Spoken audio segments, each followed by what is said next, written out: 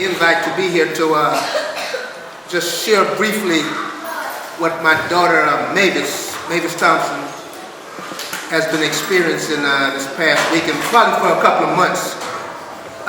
It all started behind my grandson. In her rise to defend him, she got caught up in this felonious, fictitious system. They not wanting her to be a part of the defense for him. She rejected all the public defenders and was just against everything that was going on with him. She's now in jail. She's been in jail since last Tuesday. And her charges are resisting and obstruction of an executive officer, which is the bailiff. Those charges came about by them accosting her on her way out the courtroom. She's leaving the courtroom. They put their hands on her trying to, I don't know, she don't need no help getting out the courtroom, but this is what they did. And so you know what happens, then they go with the stop resisting and the whole 9 yards. But the thing is, in taking her to jail on that, her bill was $20,000. So she bailed out, was on the streets, but she has a serious terminal illness. And that illness causes her sometimes to lose control of her muscles, her eyes swell up so she can't see. So she missed a court date. So the court date she missed, they put a failure to appear out for her. Now, the very next day on a failure to appear, police surrounds her house in the Meadowbrook Apartments. The security guard gives the police the key. They go in her house and take her out and arrest her. Now, in doing that, the judge understood that she had the problem, and they still pressed that failure to appear, gave her another resisting obstruction charge, raised her bill from $20,000 to $150,000 so she can't get out.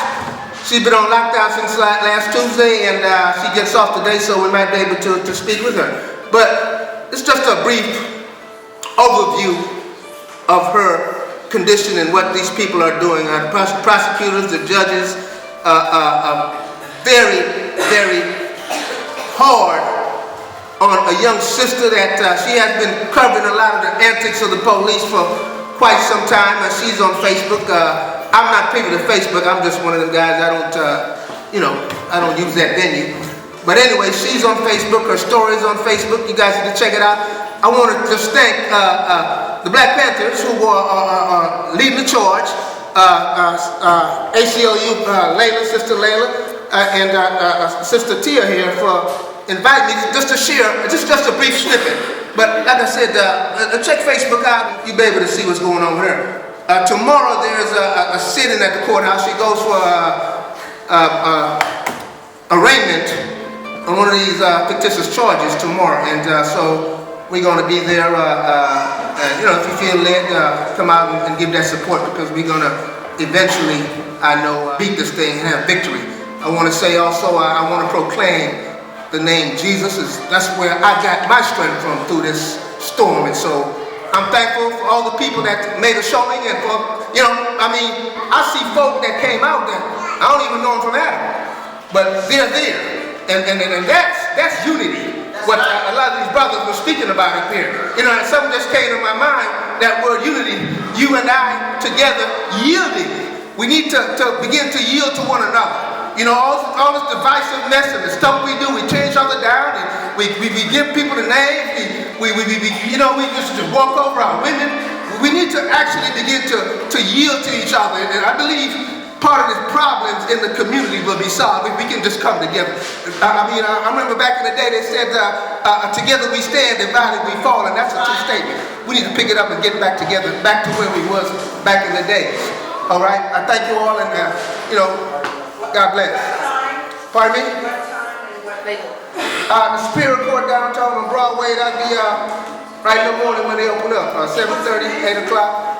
What's the name? Pardon me, Mavis Thompson Lee. Thompson Lee. All right, thank you.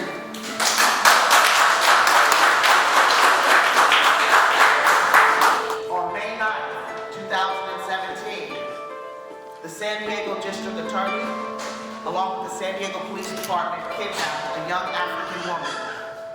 This young woman has gone viral due to cop watching. She has videos that have more than 1 million hits as people who are homeless downtown are being brutalized. This woman went viral for standing up for them.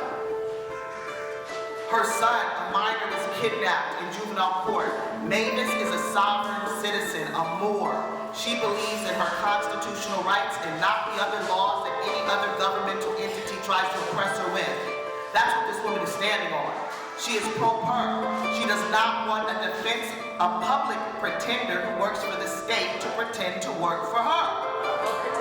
She's standing up. This woman is no joke. When we read those books, a lot of us like, it sounds good to me a lot of times. She's not talking. She's doing. You have some of the most prominent ancestors running through this woman's veins. My elder from Philadelphia had the same exact thing happen to her. She was trampled by horses. She had a miscarriage. She was in jail 8 months. She's a sovereign Moor. She fought her case pro-per and she won.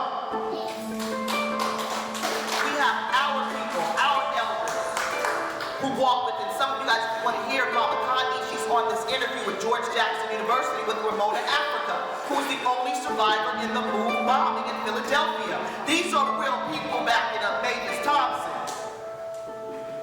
Sir, thank you for giving birth to a revolutionary.